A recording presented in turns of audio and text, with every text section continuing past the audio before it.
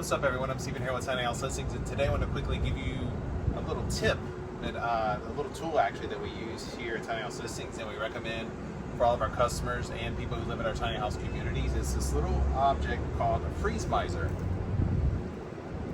And in this video, I'll quickly go over why this might be a good idea for you to use in the cold months, and especially if you live somewhere in a cold climate. So all of the homes that we build, like this one here, are fully certified. And one of the things about certifying these, there's a lot of aspects to it. One of it is you have to have an outdoor water spigot. And they make a lot of sense if you're someone who wants to water your flowers or whatever from the front porch or back porch. Depends on which side of the house this is on, whatever particular tiny house you have. But it's a really nice thing because you can water your flowers and stuff like that. So, but the water miser, the freeze miser actually, goes directly onto here like that.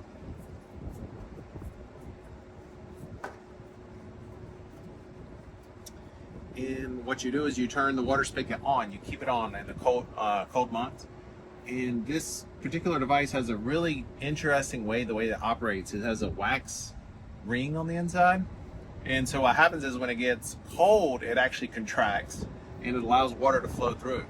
And when it's hot, it actually expands. It prevents water from actually going through. And if you look in there, you see there's a little ball valve. And so when it contracts and it gets cold, that ball valve goes down and water can actually go through. And it works really great for this tiny house because on the other end is where the water spigot is, and there's water lines going through the floor and all that.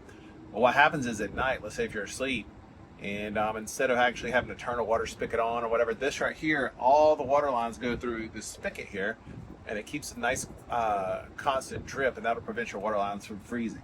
Now, of course, if you're planning to leave your tiny house for a long time and it's a colder month, the best thing to do is turn the water spigot off that supplies water to the house, and then empty all your lines. Turn this off and all your kitchen and all that, and let all the water lines be completely free of water. And the good thing about that is it's depressurized, so you don't have to worry about your pipes freezing and rupturing or anything like that. Now, all the water lines in our tiny homes, just like most tiny homes, are made of PEX, so they tend to expand, but you don't want to risk that. It's a good idea. So this is just one really cool tool to use if you plan on being at your house and have it pressurized in the winter months.